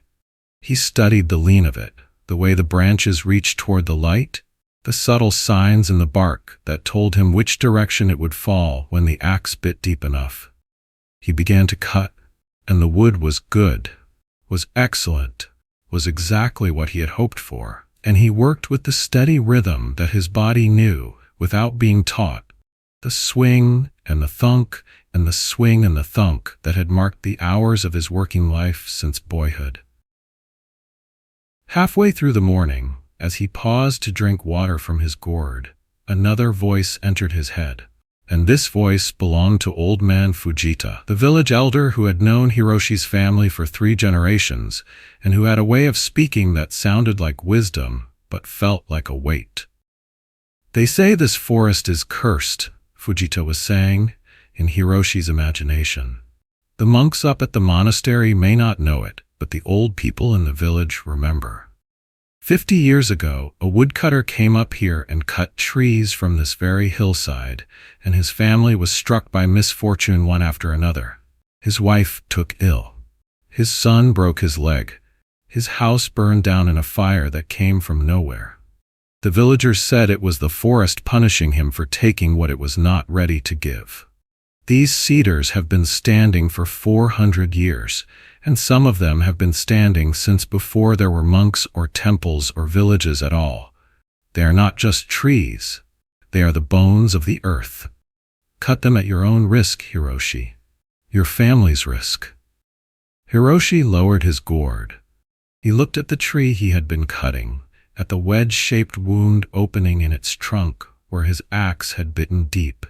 And for the first time, the cedar looked different to him, looked darker, looked like something that was watching him with ancient, patient eyes that had seen 100 generations of woodcutters come and go. He felt the hairs rise on the back of his neck. He felt the cold sweat gather at his temples. He felt afraid, irrationally afraid. Afraid of a curse that existed only in the imagination of an old man who existed only in his memory. He finished the tree anyway, because finishing was what he did, because stopping halfway through a cut was more dangerous than continuing, because a half-felled tree could fall in any direction and crush the man standing beside it. But his hands were shaking as he worked, and when the cedar finally crashed to the ground, he stepped back from it, as though it might reach up and grab him, as though the curse were a living thing that had been waiting inside the wood for exactly this moment of release. By the 3rd day, Hiroshi was not alone anymore. He had become a crowd. The voices began before he even reached the forest each morning, starting up the moment he opened his eyes in his tent and continuing through every moment of the working day. Tanaka's voice was still there, criticizing his technique, comparing him unfavorably to the woodcutters from the northern provinces who had developed newer methods that Hiroshi had never learned and did not particularly want to learn. Old man Fujita's voice was there too, continuing its warning about the curse, reminding Hiroshi with every swing of the axe that the forest was watching, that the old spirits were taking note, that his family would pay for this timber, whether they knew they were paying or not. But there were other voices now as well, dozens of them, hundreds of them, a chorus of village opinion that had accumulated over 40 years and now refused to remain silent, now that Hiroshi had finally found a place quiet enough to hear it. His mother's voice was there, worrying about whether he was eating enough and sleeping enough and pushing himself too hard, the way his father had always done. His former teacher's voice was there, pointing out the slight angle in his stance that was causing a minor inefficiency in his swing. His childhood friend's voice was there, envying him the adventure of working in a beautiful forest while the friend was stuck in the village doing accounts for a merchant. A whole gallery of imagined spectators had gathered in Hiroshi's skull, and they had opinions about everything he did. His axe swings were narrated by the crowd. "Too slow," one voice would say. "Wrong angle," another would chime in. "The temple will collapse because of you," a third would add, with the particular dramatic pessimism that seemed to be a specialty of whoever this voice belonged to. Master Ren, the temple architect, is watching from the monastery and thinking that he made a mistake hiring you, another voice would say. Though Hiroshi had no reason to believe that Master Ren was watching him at all. "Someone on the road judged your boots last week," a petty voice would add, apparently determined to critique not just his work, but his appearance as well. Hiroshi tried to ignore them. He swung the axe and told himself that the voices were not real, that they were ghosts of real conversations he had had over the years, fragments of opinions that had lodged in his memory and now refused to leave. He told himself that he was being foolish, that he was a grown man and a master of his craft, and had no business listening to imaginary criticism from people who were not there. He told himself these things, and the voices continued anyway, continuing their endless commentary on his work, his life, his worth. The crisis came on the 9th day. Hiroshi had been working since dawn, and by late afternoon he had felled 4 trees, each one excellent timber, each one exactly what the temple needed. But the voices had been particularly loud that day, particularly insistent, and he had pushed himself harder and harder in an attempt to outwork the noise in his head, to prove to the imaginary crowd that he was skilled and capable and worthy of the work he had been given. His arms ached, his back screamed with every swing. Sweat soaked through his clothes and dripped from his chin onto the sawdust at his feet. But he kept going, kept cutting, kept trying to silence the voices with the evidence of his competence. The 5th tree was the finest he had ever cut. He knew it the moment the wedge of wood fell away from the first cut, knew it from the smell of the wood and the way the grain ran straight and true through the heart of the trunk.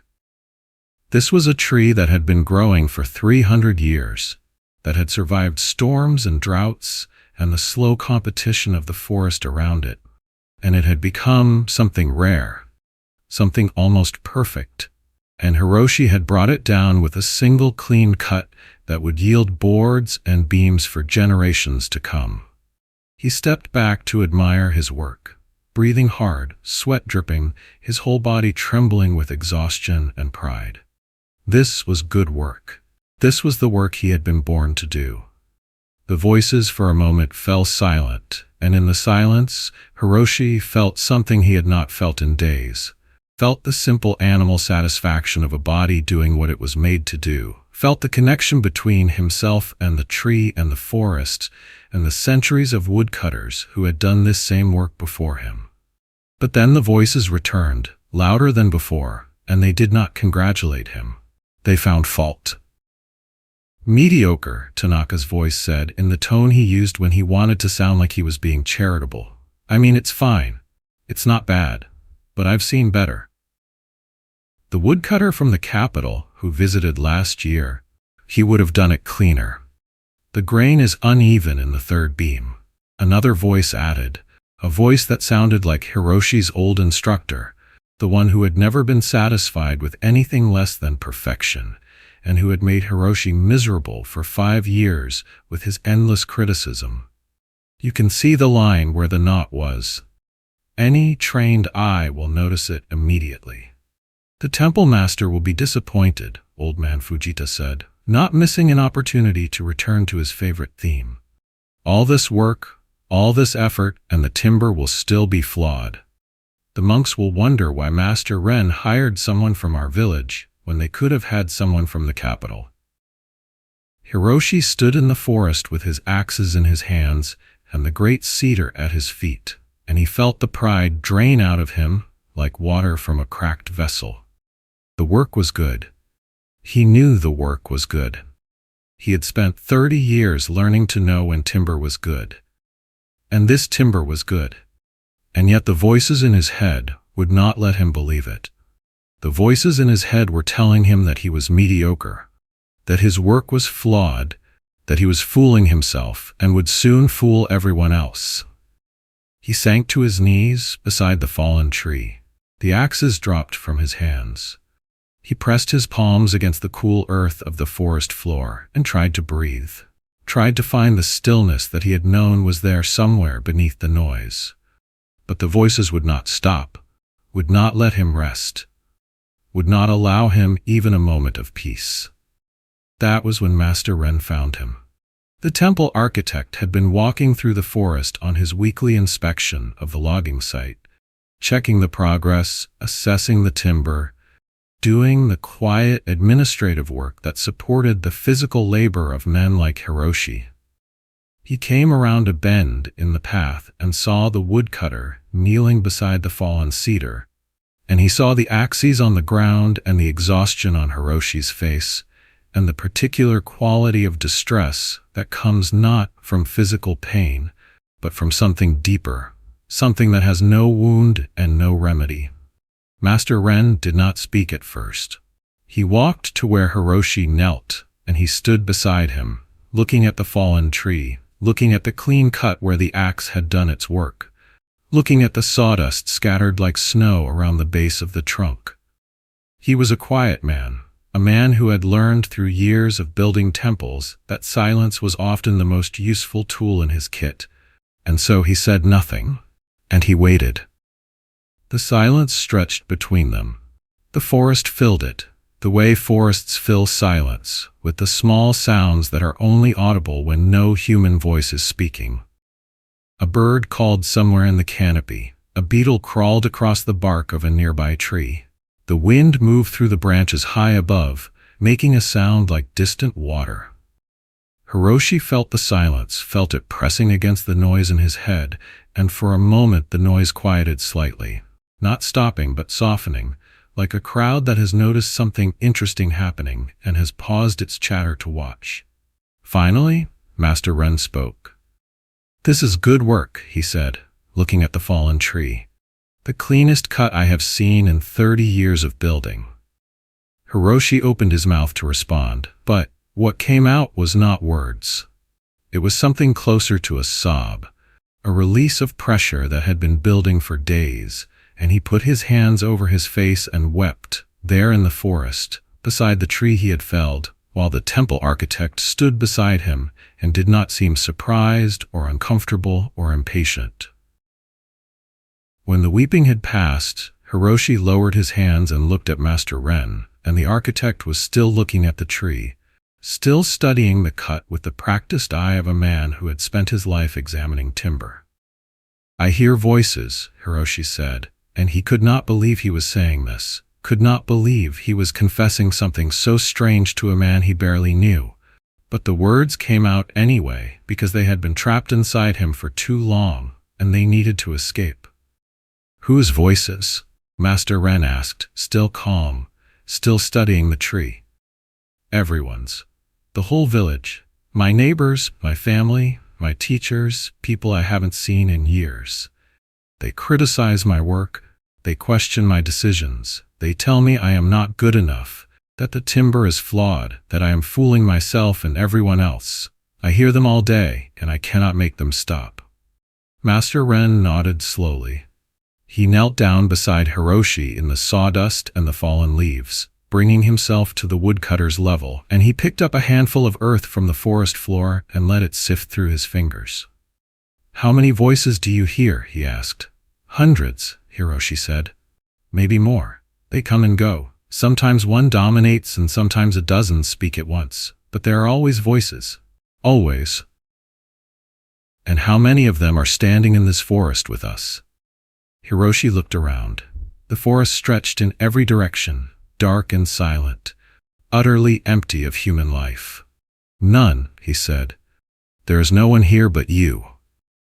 "Exactly," Master Ren said. He stood and brushed the dirt from his robes and looked down at Hiroshi with something in his eyes that was not pity, was not judgment, was something closer to recognition, the look of a man who understood, because he had been there himself. "Your head holds 200 people. This forest holds 2. Which ones should you listen to for the work of cutting trees?" Hiroshi thought about this. The question was so simple, so obvious that he had never thought to ask it. He had been so busy listening to the voices that he had never stopped to ask whether any of them belonged in the place where he was standing. "The forest," he said finally. "The forest," Master Ren agreed. "And the wood, and your own hands. Those are the only voices that matter here. Everything else is a ghost. You invited them in because silence felt like loneliness. You gave them space in your head because emptiness felt like abandonment. But the forest does not need your family's opinions about timber. The cedar does not care what Tanaka thinks about your technique. The tree only knows whether the axe is sharp and the cut is true. Everything else is noise. Noise that you created. Noise that you can uncreate. Hiroshi sat with this. Around them, the forest breathed its slow, green breath, indifferent to the drama of human doubt, concerned only with the eternal business of growing and dying and growing again. "What do I do?" he asked. "You practice," Master Ren said. "Before each cut, 3 breaths of silence. No voices, no opinions, just the breath and the tree and the axe. If a voice enters during the breath, you note it and return to the breath. You do not argue with it, you do not follow it. You simply note that it is there and bring your attention back to the silence. The first day, you will note 100 intrusions. The 10th day, you will note 50.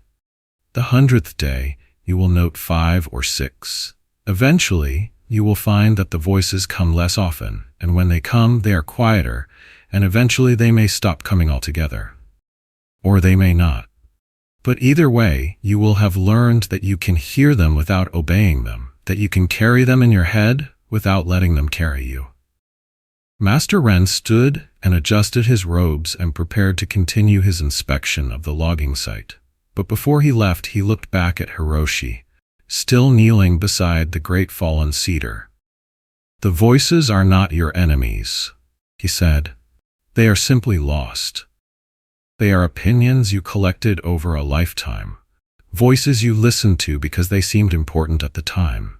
But they do not belong here. They belong in the village, in the places where they were born.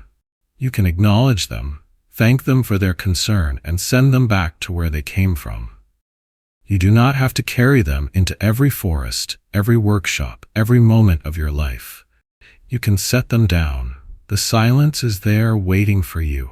It has always been there."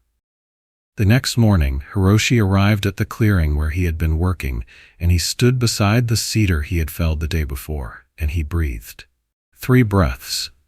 In and out. In and out.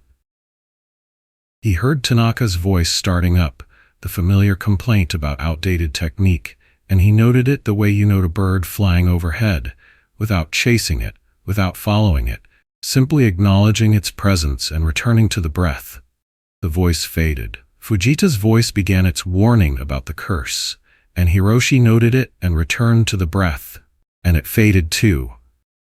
Another voice, and another, each one noted and released and allowed to pass through like clouds through an empty sky. When he had finished his 3 breaths, Hiroshi picked up his axe and walked to the next tree. He studied it the way he had always studied trees, reading the grain and the lean and the subtle signs that told him which direction it wanted to fall. He raised the axe, he breathed, he cut. The voices did not stop entirely that day, or the next, or the week after. They had been living in his head for 40 years, and 40 years of habit does not dissolve in a single practice session. But they grew quieter, they grew less insistent. They became background noise instead of foreground commentary, murmurs instead of shouts, and Hiroshi found that he could work with background noise, that he could cut timber with 100 voices chattering at the edges of his awareness, as long as he did not let them into the center, into the place where the axe met the wood and the decision was made. By the time the 4 months of work were finished, Hiroshi had felled more timber than any woodcutter in the monastery's memory, and the timber was the finest quality, and the voices had faded to a whisper so faint that he could go entire days without hearing them at all. He returned to the village with the pay he had earned, and the knowledge that he had carried with him into the forest and out again, the knowledge that the voices were his and he was not theirs, that the opinions of 200 imaginary people were less important than the attention of one real tree, that silence was not emptiness, but fullness, not absence but presence, not the void that fear makes of solitude, but the space that allows real things to grow. Story lesson. In the world we inhabit now, we have filled our heads with more voices than Hiroshi ever carried into his forest. We scroll through social media and hear the opinions of strangers about everything that matters and nothing that matters.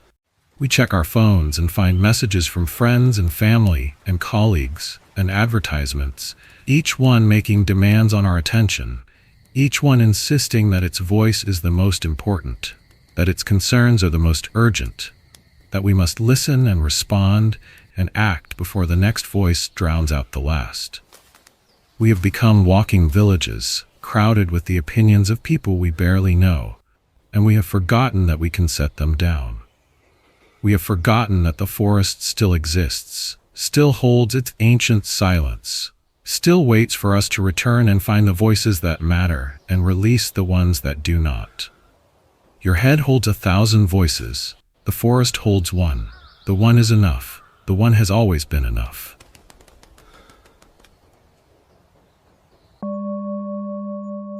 Story 5. The Old Gardener Who Never Rushed Spring. The palace at Kyoto had been built 2 centuries before the current shogun took power, and in those 2 centuries, the gardens had been tended by a succession of gardeners whose names had been forgotten by everyone except the palace scribes who kept the records in their careful calligraphy. But the gardeners themselves were not forgotten, not entirely, because the trees they had planted were still growing, and the paths they had laid were still being walked, and the design they had conceived was still visible in the way the grounds flowed from formal courtyards near the palace buildings into wilder landscapes that mimicked nature without quite becoming it. In the eastern garden, A careful illusion of wilderness that required more work than any formal garden to maintain. Grandfather Taro had been the palace gardener for 37 years when Minister Yamada arrived with his ideas, and he had been a gardener for 60 years before that, learning his trade in his grandfather's rice paddies, then in the gardens of lesser nobles, then in the gardens of greater nobles, until finally the position at the palace had become available, and he had applied for it and received it and held it ever since with the quiet steadiness that characterized everything he did.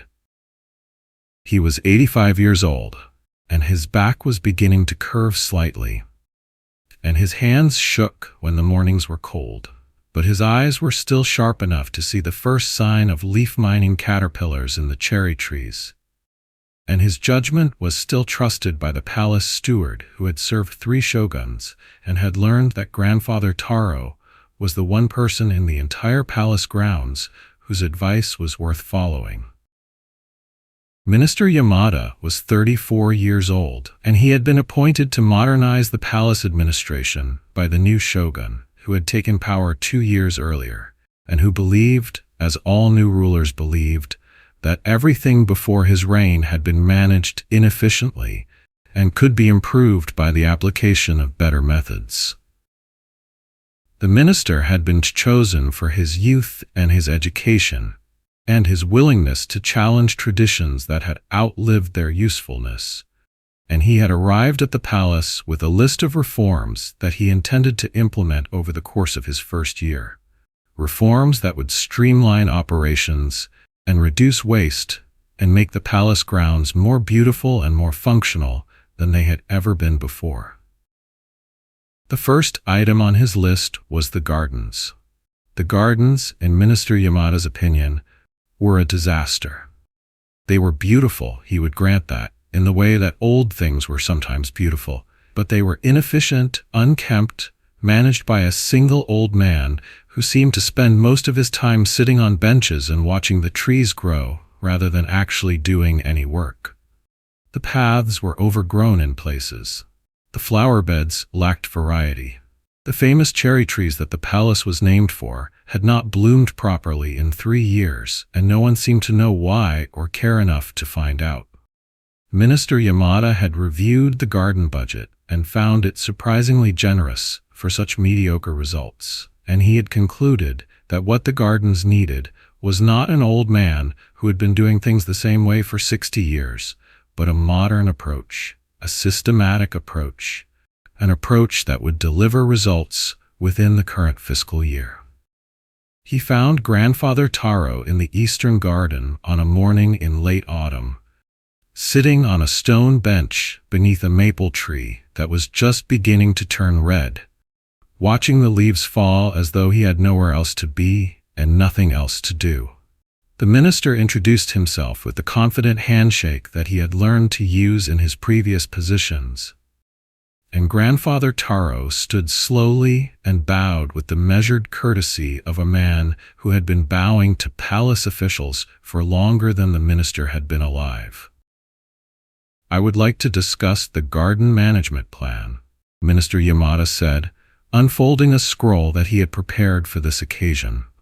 "I have several proposals that I believe will improve both the efficiency and the beauty of the grounds." Grandfather Taro nodded and gestured to the bench. They sat together beneath the maple tree, and the minister laid out his proposals one by one, and the old gardener listened to each one in silence, his face revealing nothing. The first proposal was chemical fertilizer. Minister Yamada had researched the new compounds that were being imported from the southern islands. Fertilizers that could accelerate growth by as much as 40% in the right conditions. "With proper application," the minister explained, "we could have the gardens blooming year-round instead of in their traditional seasons. The cherry trees could bloom in autumn as well as spring. The chrysanthemums could bloom in summer. It would be remarkable." Grandfather Taro was quiet for a long moment. He said. "Let's see." The second proposal was artificial grow lights. Minister Yamada had consulted with engineers who had developed systems of mirrors and reflective panels that could extend the effective daylight hours for plants in shaded areas. "The northern gardens receive very little direct sun," he said, gesturing toward the shadowed corners of the palace grounds. "With these lights, we could give those plants the equivalent of full sun exposure. Growth rates would double or triple." Grandfather Taro said again. "Let's see." The third proposal was the most ambitious. Minister Yamada proposed to replace the aging trees with cloned specimens from the finest specimens in the gardens, trees that had been grown from cuttings taken from the oldest and most beautiful cherry and maple and pine trees in the grounds. "These trees have the best genetics," he explained. "They produce the most beautiful blooms, the most vibrant colors, the most symmetrical forms. With cloning, we can preserve and multiply these qualities indefinitely, without waiting for seeds to germinate and grow over decades." Said Grandfather Taro, which the minister was beginning to find frustrating. The fourth proposal was technology. Minister Yamada had identified several monitoring systems that could track soil moisture and nutrient levels and pest activity in real time, feeding data to a central dashboard where the minister himself could review the status of every garden bed from his office. "No more guessing," he said. "No more relying on subjective observation. We would know exactly what each plant needs and when it needs it." Said Grandfather Taro. "Let's see." The fifth proposal was organizational. Minister Yamada proposed to hire additional workers, 8 new gardeners who could work in teams on different sections of the grounds simultaneously, completing tasks in days instead of weeks. Parallel processing, he called it. The same principle that makes a river cut a canyon faster than a single stream. 8 workers will accomplish 8 times as much work as one. Said Grandfather Taro, and he stood up slowly and walked back to the bench and sat down and resumed watching the maple leaves fall. Apparently considering, the conversation concluded. Minister Yamada was not accustomed to being dismissed. He had succeeded in every position he had held by insisting on change, by pushing through resistance, by convincing or overriding the objections of people who did not understand progress. He had expected Grandfather Taro to resist, but he had also expected that resistance to be verbal, debatable, defeatable. He had not expected to be met with this wall of serene indifference, this that refused to engage with any of his arguments. He reported the conversation to the palace steward, who listened with the patient expression of a man who had heard this complaint before. "The gardener has been here longer than I have," the steward said. "Longer than any of us." He has served under 3 shoguns. He has seen reformers come and reformers go. He has survived because he is useful, and he is useful because he understands something that no one has been able to teach him, and that cannot be put into a proposal or a budget or a monitoring system. What does he understand? Minister Yamada asked. The steward smiled slightly. You will have to ask him yourself, or wait. He is good at waiting. He has been waiting for 60 years. He can wait a little longer for you to understand. Minister Yamada waited. It was not his nature to wait, but the steward had counseled patience, and the shogun himself had sent a message suggesting that the garden reforms could wait until the following spring, that the minister should take time to understand the existing systems before proposing changes to them. So Minister Yamada waited, and he watched, and as the weeks passed, he began to notice things about Grandfather Taro that he had not noticed before. He noticed that the old gardener arrived at dawn and left at dusk, working exactly the hours of daylight, no more and no less. He noticed that Taro spent much of his time not working, but sitting, standing, walking slowly through the gardens with his hands clasped behind his back, looking at things that Minister Yamada could not identify as worth looking at. He noticed that Taro talked to the soil sometimes, in a low murmur that Yamada could not quite hear, and that he sometimes paused in his work to watch a single insect crawl across a leaf, watching it with the attention that Yamada would have given to a financial report. He noticed that the gardens were not dying, despite their apparent lack of attention, despite the overgrown paths and the inconsistent blooming and the old man's apparent indifference to efficiency. The gardens continued to exist, continued to change with the seasons, continued to be beautiful in a way that Minister Yamada was beginning to recognize was different from the beauty he had seen in other gardens. There was a quality to these grounds that he could not name, a feeling that he could not quantify, something that made him pause at certain corners and look twice at certain views and wonder why this particular arrangement of stones and plants and water seemed more complete than any arrangement he had ever seen before. The winter came, and the gardens went dormant, and Minister Yamada spent the cold months in his office planning his reforms in detail, preparing the arguments he would make when spring arrived, and the gardener could no longer hide behind the excuse of the season. He read about horticulture. He consulted with agricultural experts. He prepared budgets and timelines and metrics for success. He was ready. Spring arrived early that year, earlier than anyone expected, and Minister Yamada went to the gardens on the first warm morning to find Grandfather Taro already there, kneeling beside a bed of bulbs that had just begun to push their green shoots through the soil. The minister stood at a distance and watched, and he saw the old man kneeling in the dirt with his hands in the earth, touching each shoot gently as though greeting an old friend. And something about the scene made Yamada feel like an intruder, like someone who did not belong in this quiet world of soil and shoots and patience. He returned the next day and the day after that, and gradually he found himself spending more time in the gardens than in his office, watching Grandfather Taro work and trying to understand what he was seeing. The old man did not seem to be doing anything remarkable. He weeded and raked and pruned and watered, all the tasks that any gardener would do, but he did them slowly, meditatively, with attention that seemed excessive for the task at hand. He would spend 10 minutes on a single rosebush, not pruning it but looking at it, studying it from every angle before making a single cut. He would kneel beside a patch of bare soil and press his fingers into it and hold them there for minutes at a time, and when Yamada asked what he was doing, Taro said only, "Listening." "Listening to what?" the minister asked. "The soil," Taro said. "It tells me what it needs. Too dry here, too compacted there. This spot wants something different than what I planted in it last year. The soil has memory. You have to listen to remember." Minister Yamada did not understand, but he continued to watch, and as the weeks of spring passed, he began to notice things that he had not noticed before.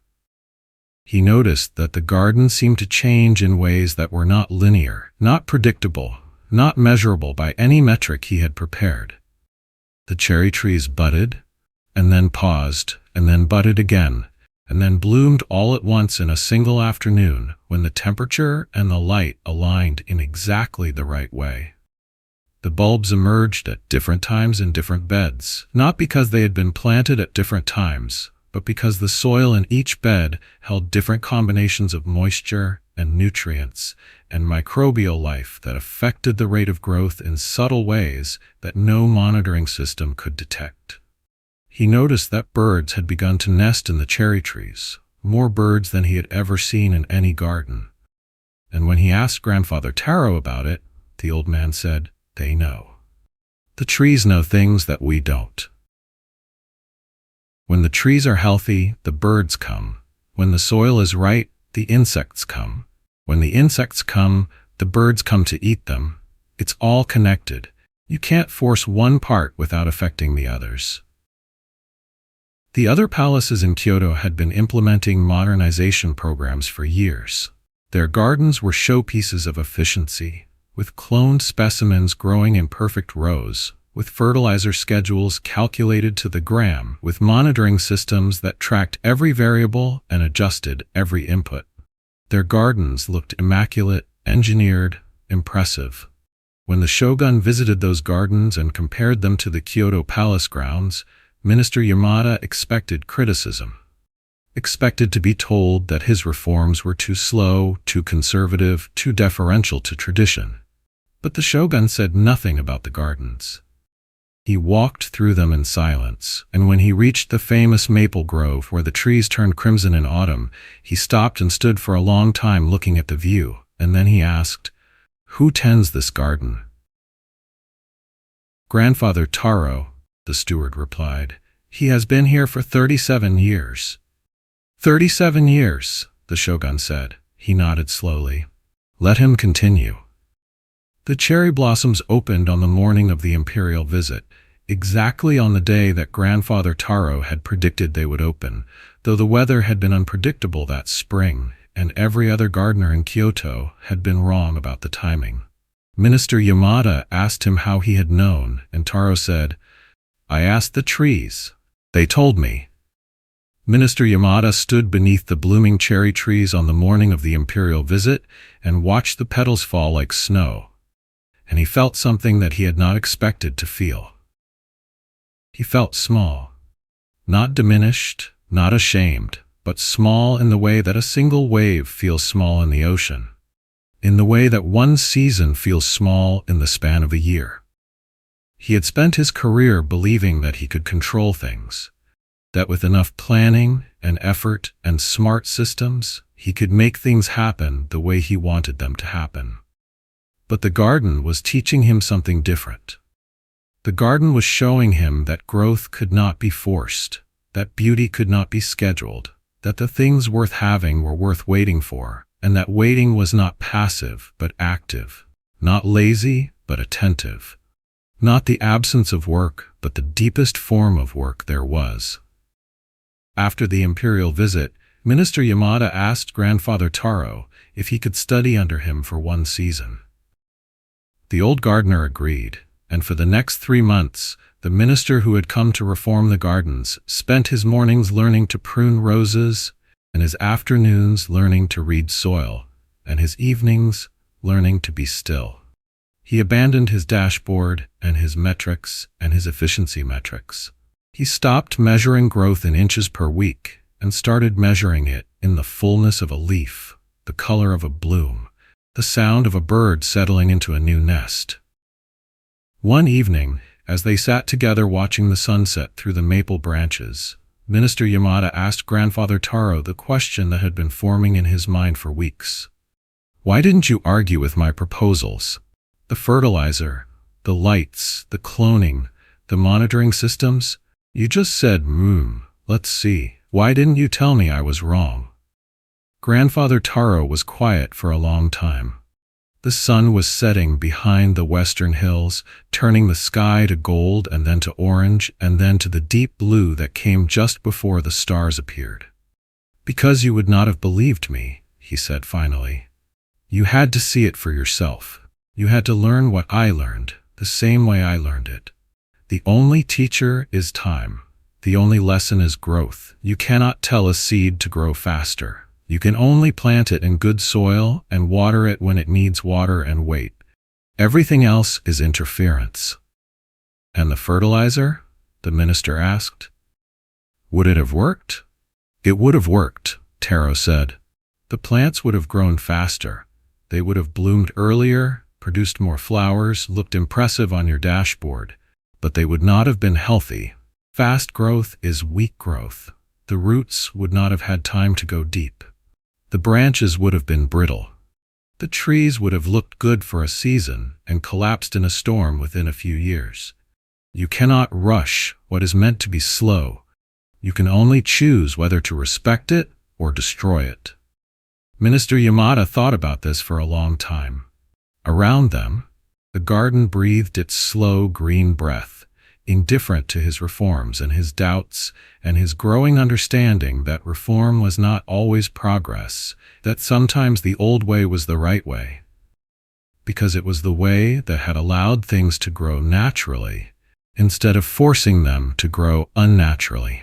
"What would you do," the minister asked, "if you were me? If you had my position and my responsibility and the shogun expecting results?" Grandfather Taro smiled slightly, the first time Yamada had seen him smile. "I would do what I always do," he said. "I would tend the garden. I would watch it grow. I would take notes, not to measure progress, but to remember what I had seen. I would ask the plants what they wanted to become, and then I would give them time. I would stop trying to make them become it faster. And if the shogun asks for results?" The shogun walked through this garden and saw beauty. The imperial family stood beneath these cherry trees and watched the petals fall. The birds are nesting here. The soil is alive. The trees are healthy. These are the results. These have always been the results. The only question is whether we have eyes to see them. Minister Yamada served in the palace for another 10 years before he was promoted to a position in the capital. And during those 10 years, he never implemented a single one of his garden reforms. He learned instead to trust Grandfather Taro's to see it not as resistance, but as wisdom, as the accumulated knowledge of a man who had spent 60 years learning to listen to things that could not be rushed or measured or forced into schedules. He took notes, as Taro had suggested, and those notes became the basis for a treatise on traditional horticulture that was studied by gardeners for generations after. A treatise that argued not against modernization, but against its unthinking application. Not against efficiency, but against efficiency as the highest value. Not against progress, but against the assumption that new was always better than old. Grandfather Taro died in his sleep at the age of 93 in a small cottage at the edge of the palace grounds, surrounded by the gardens he had tended for 60 years. He was succeeded by his grandson, who had learned the trade by watching and listening and waiting, the same way Taro had learned it from his grandfather. In a chain of knowledge that stretched back 5 generations and forward into a future where the gardens would continue to grow and bloom and change with the seasons. Indifferent to reformers and their proposals, patient in the way that only living things can be patient, living their lives in their own time, at their own pace, becoming what they were always going to become, if only the gardeners would step back and let them. Story lesson. In the world we inhabit now, we are all ministers with our proposals, all reformers with our efficiency metrics and our growth targets and our dashboards that tell us whether we are winning or losing. We want results now, progress now, success now, and we are willing to sacrifice depth for speed, health for performance, wisdom for data. We download productivity apps and buy standing desks and follow morning routines that are supposed to make us more effective, more efficient, more optimized for the goals we have set. But the old gardener knows what we have forgotten. That growth which cannot be rushed has roots that cannot be broken. That the trees we plant today will shade our grandchildren's grandchildren. That the best investments are the ones we make in things we will never live to see finished. Some seasons are for planting, not harvest. Some work is for roots, not flowers. Some patience is not the absence of progress but its deepest form. Plant, water, wait. The spring will come when it is ready, not when you are.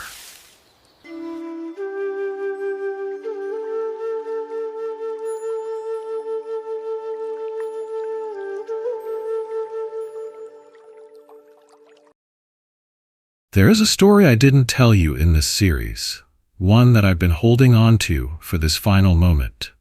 It is said that when the great Zen master Basui was dying, his students gathered around him expecting some final teaching, some profound wisdom to carry forward into the future.